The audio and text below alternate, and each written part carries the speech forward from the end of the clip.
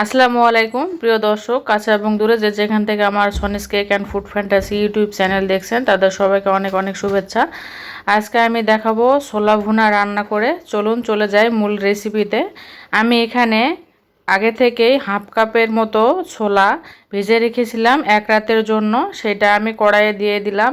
এখানে পরিমাণ মতো পানি দিয়ে দিয়েছি ছোলাটা যাতে করে খুব তাড়াতাড়ি সিদ্ধ হয়ে যায়, সেই জন্য আমি এখানে দিয়ে দিলাম 1 চামচের মতো বেকিং সোডা। বেকিং সোডাটা দিলে কিন্তু খুব তাড়াতাড়ি সিদ্ধ হয়।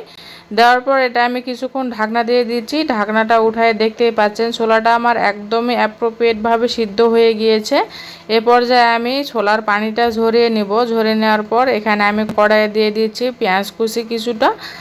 দেওয়ার পর কিছুক্ষণ নাড়াচাড়া করে নিয়ে আমি এখানে পরিমাণ মতো রান্নার তেল দিয়ে দিচ্ছি। এখন একে একে আমি সব গরম মশলা দিয়ে দিচ্ছি। এখানে দিয়ে দিলাম দারচিনি, সাদা এলাচ, তেজপাতা এবং গোলমরিচ, লবঙ্গ দিয়ে কিছুক্ষণ নাড়াচাড়া করে নিয়ে যখন ফ্লেভারটা বের হলো তখন দিয়ে দিচ্ছি আদা বাটা, রসুন বাটা, হলুদ গুঁড়া, লাল মরিচের গুঁড়া, স্বাদ মতো নুন এবং ধনিয়া জিরা গুঁড়া দিয়ে এটা ভালো করে কিছুক্ষণ নেড়ে চেড়ে নিচ্ছি যাতে করে মশলার গন্ধটা চলে যায়। আমার যখন মশলাটা কষিয়ে নেওয়া হয়ে গিয়েছে এ পর্যায়ে আমি সিদ্ধ করে নেওয়া ছোলাগুলোর পানিটা ঝরিয়ে দিয়ে দিলাম। এখন এটা আমি বেশ কিছুক্ষণ ধরে কষিয়ে নিচ্ছি ভালো মতো করে। কিছুক্ষণ কষিয়ে নেওয়ার পর একটুখানি পানি দিয়ে দিলাম, দিয়ে আবারও ভালো করে কষিয়ে নিচ্ছি। এ পর্যায়ে আমি আগে থেকে সিদ্ধ করে নেওয়া আলু এখানে দিয়ে দিচ্ছি। কিছুক্ষণ কষিয়ে নেওয়ার পর যখন দেখবো একটু ভুনা ভুনা হয়েছে তখন এখানে দিয়ে দিলাম আস্ত এবং কেটে নেওয়া কয়েকটা কাঁচামরিচ ফালি।